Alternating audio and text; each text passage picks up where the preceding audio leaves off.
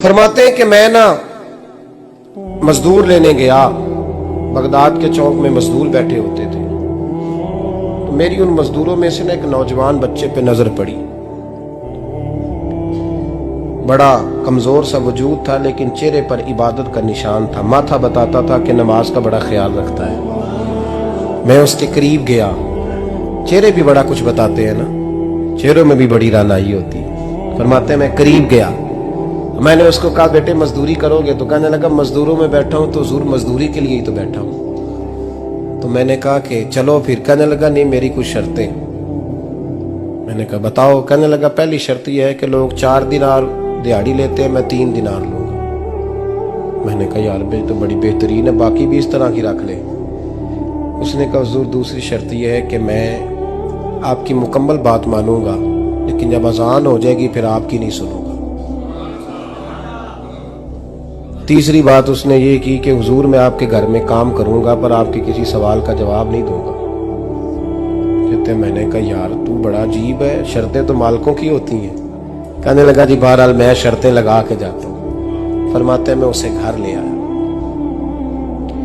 काम मैंने उसको बताया। तो जो काम मजदूर सारे दिन में करता है ना, उसने 2 घंटे में ही कर दिया। हमारे मजदूर सिगरेट पीने में भी तो आधा घंटा लगाते हैं, वो चाय पीने जाएं तो पौना घंटा। वहां उनको भी तो ध्यानदारी करनी चाहिए कि नहीं करनी चाहिए? मुआहदा किया है ना जी, तो पूरा उतरना चाहिए ना। कहते 2 घंटे में। अब काम जब बंदा शुरू कराता है तो काम और निकल आता है। कहते काम मैंने उसको और बता दिया, वो करने लगा। उसने मिट्टी निकाल के रखी थी बाहर रास्ते में, तो अजान हो गई जोर की। उसने वहीं कुदाल छोड़ी कही और चलने लगा। तो मेरा बेटा कहने लगा इसको जरा बराबर कर दो। कहने लगा चुप कर जा, तेरे बाप से बात हुई थी, जब अजान होती है तो मैं किसी और की नहीं सुनता, सिर्फ अल्लाह रसूल की सुनता हूं। कहते मस्जिद चला गया, नमाज पढ़ के आया तो दोपहर का वक्त था। मेरी बीबी कहने लगी इसको को खाना खा ले। कहते हमने कहा खाना खा लो। तो कहने लगा मैंने रोजा रखा, रमजान भी नहीं था, नफली रोजा रखा हुआ। फरमाते हैं शाम हुई, मैंने 3 दिनार दिए। तो मैंने कहा तेरा नाम क्या है? कहने लगा मैंने आपसे कहा था मैं किसी सवाल का जवाब नहीं दूंगा। तो वो चला गया। अगले दिन मैं फिर लेने गया उसे, काम कुछ और निकल आए। तो लोगों ने बताया वो सिर्फ हफ्ते वाले दिन आता है। मैंने कहा क्यों? कहने लगे जी वो कहता है मेरा हफ्ते का खर्चा 3 दिनार है, जब 3 दिनार कमा लेता हूं तो बाकी सारा टाइम अल्लाह रसूल की जिक्र में गुजार दिया करता हूं। फरमाते हैं अजीब। अगले हफ्ते मैं फिर लेने गया, मैंने पूरा हफ्ता इंतजार किया कि काम उसी से कराना है। मैं जब गया तो मैंने कहा चलो। कहने लगा मेरी शर्तें याद है ना? और मैंने कहा याद है भाई, साथ चल। फरमाते हैं काम कराया। 2-3 हफ्ते वो आता रहा। एक हफ्ते में गया तो लोगों ने कहा हुजूर आज नहीं आया।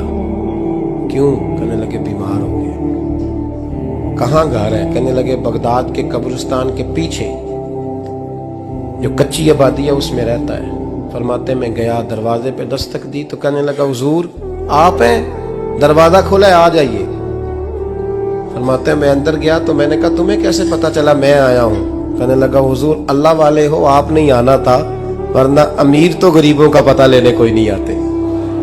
कहते मैं करीब गया तो कहने लगा मैं आपका इंतजार कर रहा था, तेज बुखार है, तप रहा। जेब से कुछ पैसे निकाले, कहने लगा ये पैसे रखने। एक अंगूठी निकाली,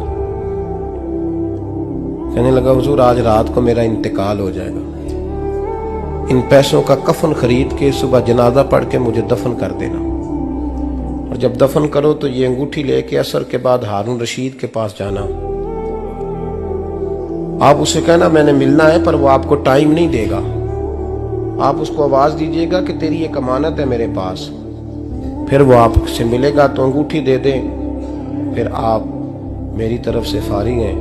हजरत फरमाने लगे तेरा नाम? और कहने लगा हुजूर वक्त थोड़ा है,